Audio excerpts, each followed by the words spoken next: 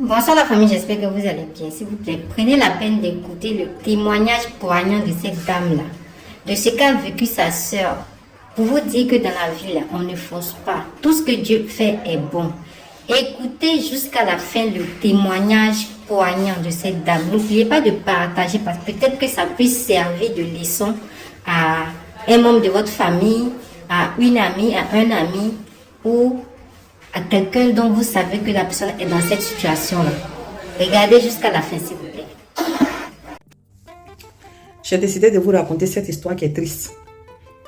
C'est l'histoire de ma grande sœur, celle que je suis directement. Elle est décédée, ça fait peut-être 2 ou 3 ans. Cette histoire-là, je vous souhaiterais lui rendre hommage.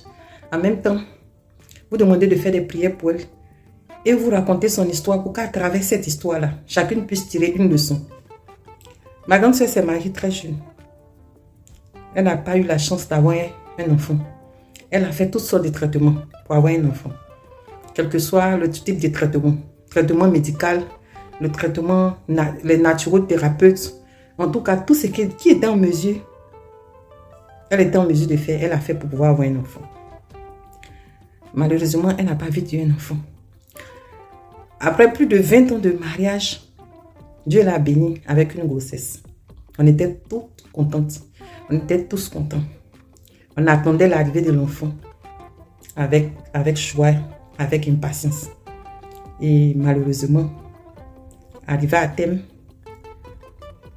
ça s'est mal passé. Elle a perdu la petite, une mignonne petite fille.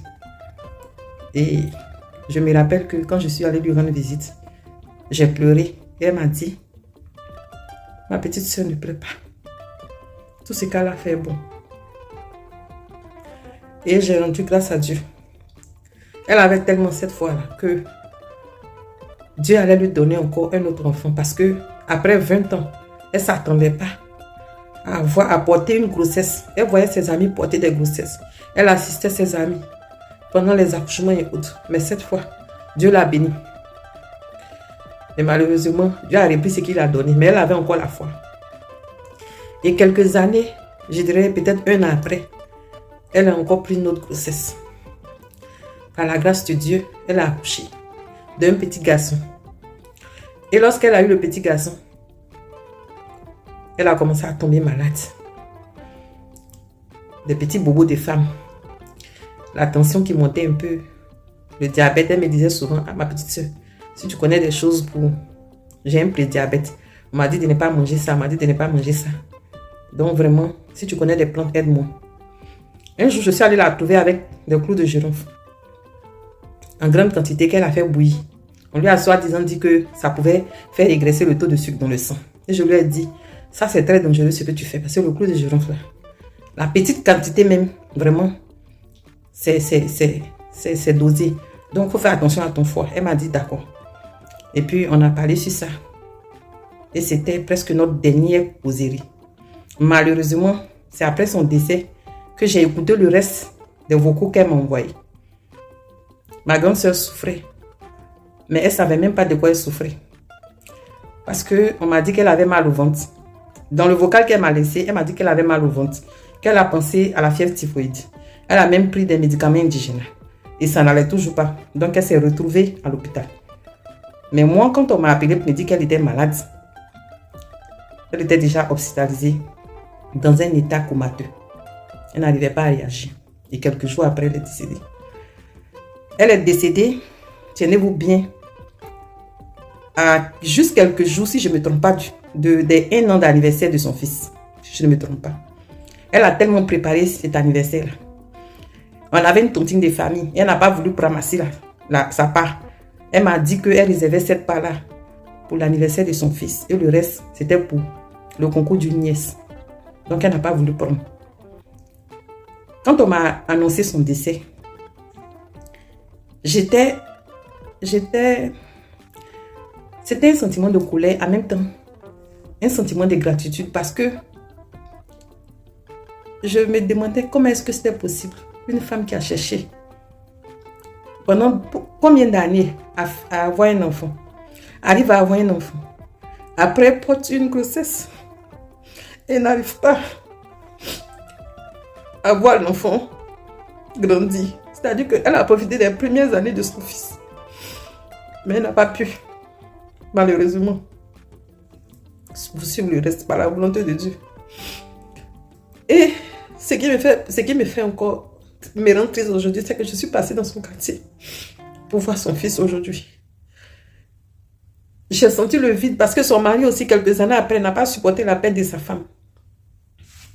Malheureusement, le bon monsieur qui souffrait depuis longtemps d'une maladie parce que il n'avait pas la capacité d'utiliser toutes ses facultés motrices. Donc, ma grande soeur l'aidait beaucoup. Il était tout le temps malade. C'était un monsieur maladif. Et malheureusement, lui aussi, il a succombé. Il est décédé. Donc, quand je suis arrivée dans le quartier aujourd'hui, j'ai réfléchi, je me suis dit, mais la vie là, voilà la vie. Ce que moi je retiens de l'histoire de ma grande soeur, c'est qu'on doit se contenter de ce que Dieu nous donne. Je ne dis pas qu'on ne doit pas faire plus pour avoir ce qu'on désire, mais il faut toujours rendre grâce à Dieu pour ce que Dieu te donne. Il y a des femmes à l'hôpital que j'ai vu venir se traiter. Et la fin du traitement a été peut-être une perforation intestinale. Au lieu d'avoir un enfant, elle n'a même pas eu d'enfant. Elle est sortie avec une maladie. Et après même, elle-même n'est pas restée. Il y a plusieurs cas comme ça. Donc mes soeurs, j'ai des soeurs qui viennent en inbox. Ma soeur, prie pour moi, je cherche un bébé, je cherche un enfant depuis des années. Ma soeur, si tu as cherché un enfant depuis des années, quand là, tu n'as pas donné, peut-être qu'il y a quelque chose dedans qui n'est pas bon pour toi. Si tu as essayé de prendre une grossesse depuis des années, quand là, tu n'as pas donné, peut-être qu'il y a quelque chose qui ne va pas dedans pour toi. C'est pareil. Il y a certaines choses qu'on cherche dans la vie, avec ardeur, avec fougue, mais qui n'est pas bon pour nous. Donc, à la retarde, parce qu'il sait que quand il va te donner cette chose-là, tu ne vas pas en profiter. Ou bien peut-être que ça va être une route pour toi, de malheur, ou je ne sais pas. Mais c'était le conseil, c'est ce que moi j'ai tiré de cette leçon-là. Je me rappelle que mon premier concours que j'ai eu, je devais partir. Je voulais forcément travailler. J'ai dit, je vais aller. Mon mari était contre, il ne voulait pas que je parte. Il est allé voir ma maman, il a dit à ma maman que je ne veux pas que ta fille parte parce que c'est loin. Comment les enfants vont faire? J'ai dit, je vais partir. Quel que soit ce qui va se passer, je vais partir. Ma maman savait tellement m'apaiser, paix à son âme. Elle m'a dit, ma fille, si ton mari ne veut pas, laisse. Moi, je prie pour toi. Tu vas avoir mieux que ça. Ne va pas. Et les paroles de ma maman m'ont tellement apaisé que je ne suis pas partie. Et 2 jours après, on m'a annoncé le décès de 2 amis avec qui je devais voyager. Dans le même cas. Et il y a une autre qui a été paralysée parce qu'elles ont fait un accident, un grave accident sur le chemin. C'était à Yamsouko que je devais partir travailler. Et après ça, je me suis assise et puis j'ai dit merci à ma maman. En même temps, je me suis rappelé que quand la thème passe par des voies, il y a certaines choses que tu désires tant. Tu désires tant avoir, c'est que tu souhaites ça avec toute ta force. Mais tu ne sais pas ce qui est derrière. Tu ne sais pas. Donc, Allah te préserve de ça. Donc, je vous demande de prier pour elle, pour le repos de son âme. De prier pour elle, de prier pour son mari. Et de prier afin que cet enfant qu'ils ont laissé derrière eux puisse vraiment les représenter ici sur terre. C'était cet hommage-là que j'avais lancé à ma grande soeur. Ma propre grande soeur. Père à ton âme, ma fille. Qu'Allah te fasse miséricorde.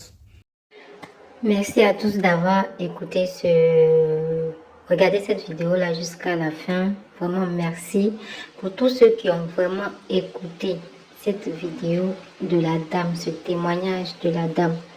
C'est vraiment triste. Comme on le dit dans la vie, c'est vrai que souvent on dit aide-toi, le ciel t'aidera, ou il faut souvent forcer le destin. Mais par moments aussi, quand tu forces et que tu vois que voilà, que ça ne va pas, faire une pause. C'est ce que cette dame-là essaie de dire en fait dans cette vidéo. Voilà, à toutes ces femmes-là qui essaient de, voilà, puisque c'est des histoires d'enfantement, qui essaient de forcer. C'est vrai que souvent quand tu n'as pas d'enfant, il y a les humiliations dans le quartier, dans ta famille et autres, tout ça. Mais Dieu seul sait ce qu'il fait. Parce qu'elle a donné comme témoignage qu'il y a des femmes souvent à force de vouloir avoir un enfant à tout prix, souvent se créent les problèmes. Toutes sortes de problèmes. Parce que nous savons très bien, étant femme, je sais très bien par quoi je peux donner un exemple, voilà, par quoi je suis passée pour avoir mon premier enfant. Parce qu'à partir d'un certain âge, quand tu as 28 ans, 29 ans, même 30 ans, tu as la trentaine, et que tout le monde chuchote derrière toi, tu sais ce que ça fait, tu sais comment ça fait mal. Et quand c'est comme ça, tu es obligé de boire tout et n'importe quoi. Toutes les potions qu'on te donne, tu ne sais pas. Tu ne sais pas d'abord quelle maladie tu as. Tu ne sais pas ce que c'est quoi ces potions-là, mais tu le prends parce que tu as tellement un désir d'enfantement. Vous comprenez? Elle a énuméré aussi d'autres trucs pour dire simplement que c'est vrai, souvent il faut forcer le destin. Mais souvent, quand tu vois qu'en forçant le destin, qu'il y a des blocages, que tu vois que en faisant des prières, en te mettant à genoux, en priant le Dieu que tu pries chaque jour, chaque soir, quand tu vois que il y a des signes qui te montrent que là où tu vas, il faut rebrousser chemin, soit ou bien il faut faire une pause. Donc sur ce, merci d'avoir regardé cette vidéo. Partagez-la au maximum pour que qui de droit puisse l'entendre et pour que ça puisse fortifier certaines personnes, pour que ça puisse forger certaines personnes, pour que ces personnes-là sachent que même s'ils sont en retard, ça ne veut pas forcément dire que ces personnes-là sont en retard. Le plan de Dieu, voilà, chaque chose en son temps. Donc merci d'avoir regardé la vidéo. N'oubliez pas de partager et de liker, voilà, pour booster la chaîne. Merci et à la prochaine.